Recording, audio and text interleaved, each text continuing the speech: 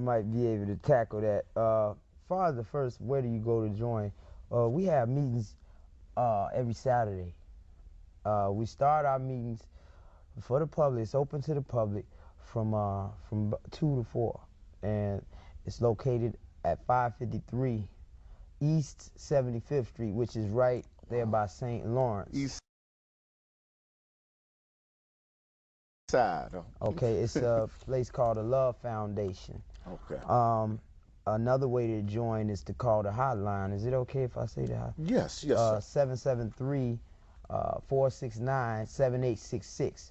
So those are the two ways to joining the party if you don't know anybody who's in it. As far as the infiltrators, well, fundamental difference that I didn't go over earlier when you asked me that, the difference between the party. Excuse me, I'm sure there's agents that are listening. Yeah. Looking at television. Yeah. Well, go ahead. I'm sorry, brother, for interrupting. Well, I'm going to tell you like this.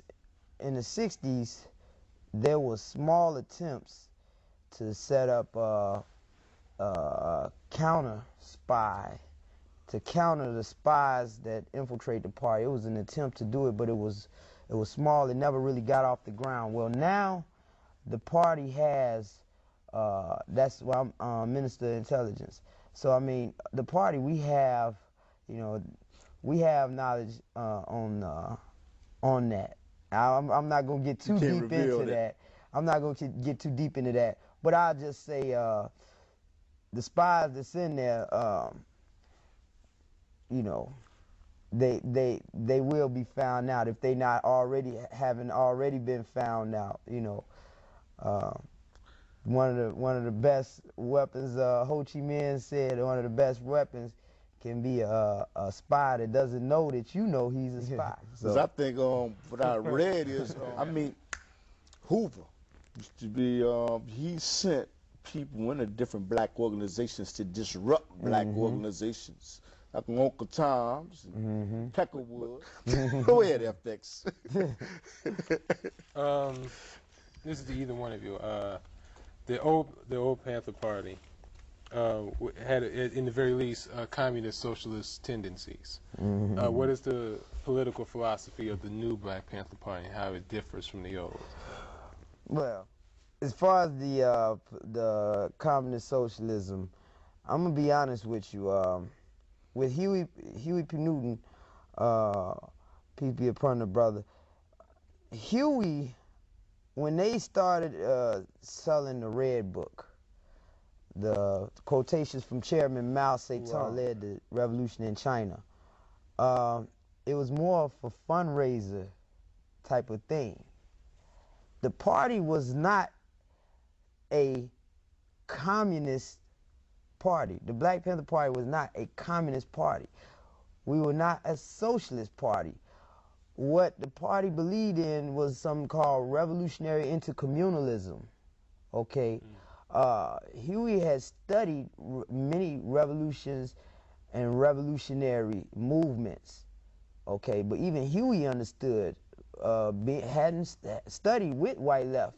Huey even understood that what the white left was offering cannot solely be applied to our movement. Even Mao Zedong said that it couldn't. What he had cannot be applied to our movement. You can only take principles of this. Okay, the philosophy of the party today, we still do believe that everyone has the right to live free and bread and housing. These are rights and good health. Okay, which capitalists, under capitalism, you cannot have. You know, under capitalism says that if you have a serious ailment, if you got AIDS, yeah, so what if we had a cure for AIDS, something that they made, you know?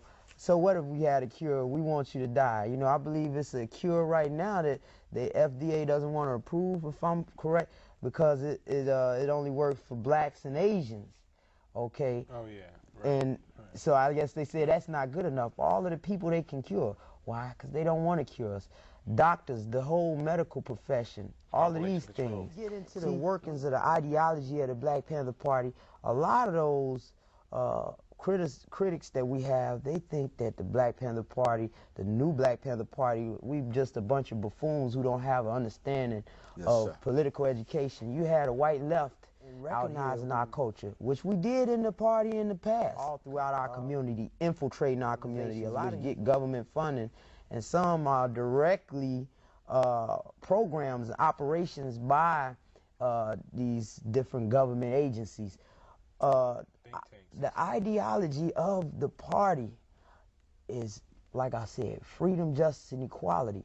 Today we believe in, we believe in recognizing our culture to the point where we one of the things we follow is the Nguzo Saba, principles, and we believe in Mayat, which is not a religious thing. Mayat is truth, justice, and righteousness, which is universal.